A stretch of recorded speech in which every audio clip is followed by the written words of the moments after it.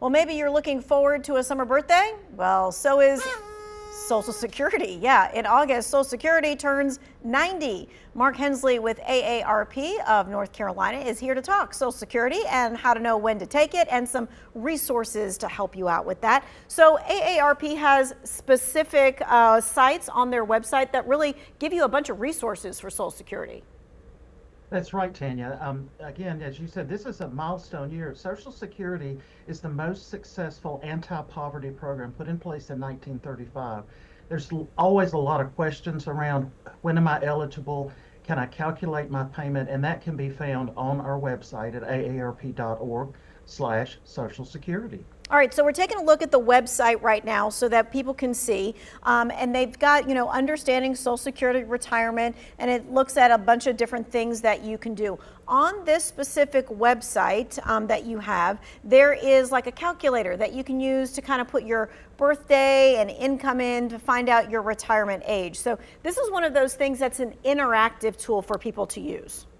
It absolutely is interactive. There's lots of resources, lots of links, also stories about how Social Security positively impacts people's lives, including children of dependents who are under 18, as well as people with disabilities. All right, so I think we've got some video of how the tool works. So I wanted folks to be able to kind of see what we got there. So this is the benefit calculator, and what you're going to do is you basically put in your birth date and you put in how much you earned, and you of course can estimate that. They're not looking for an IRS based kind of thing. But then once you do that, it kind of calculates what age and how much money you're going to get at each stage, because that changes depending on when you take Social Security.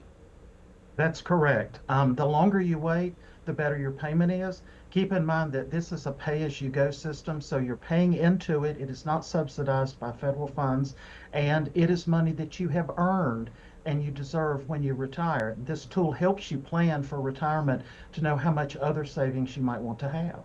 Right, because Social Security, kind of like what you said, everybody's Social Security is a little bit different because it is what you've paid in. So one person's Social Security may be different than another depending on how much they made in their lifetime. That's exactly right. And how many quarters you've paid in also impacts that. So we see women sometimes have a less of a draw because they took time away for childcare or for unpaid caregiving. Gotcha. Okay. And of course, if you get it at like 62, it's different than if you get it at 65. And if you get it at 70, I mean, then you really max out the money that you can actually get per month. Right. That affects the amount you draw per month. And of course, your largest amount is if you wait till 67 and then begin to make your draw on Social Security. Okay. I think when I put mine in, it said 70. That's why you said 67.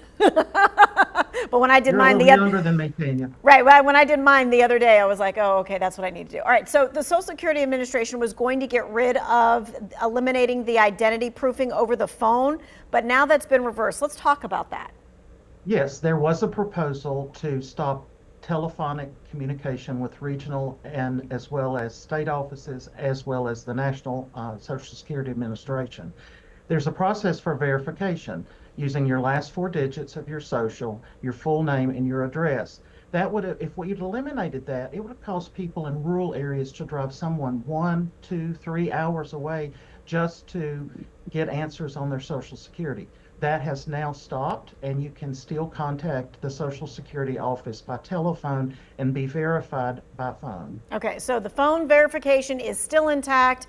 That way people don't have to be there in person. Good to know. All right, now let's talk about, because we just talked about, verification by phone, all the calls, the texts, the emails that you get about Social Security that are not real. So there's a lot of scams out there. How do we differentiate and know that this is not something that's real?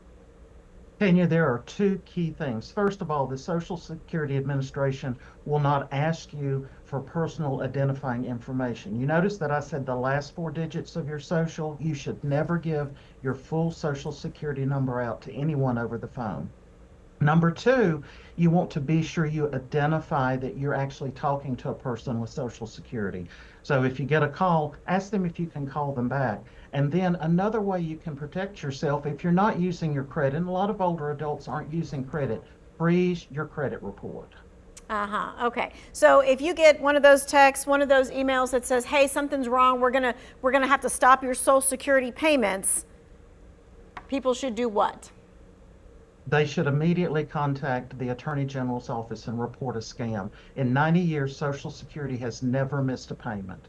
All right, so let's talk about this. AARP has all kinds of resources for folks. Social Security is just one of them. You have webinars that talk about these kinds of things.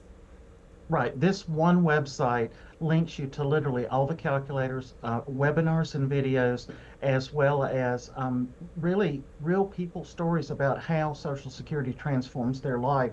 And AARP has made the commitment to protect Social Security for the next 90 years. All right, 90 years. Okay, and people thought every like 5 years or so, people always say, oh, it's never going to be around next year. It's never going to be around next year, but 90 years, here we go. Mark, thank you so much for your time and your expertise. And folks, you can go on the AARP website. You don't have to be 50, and you don't even have to be a member to get these resources. Isn't that right? That's correct. Thank you, Tanya.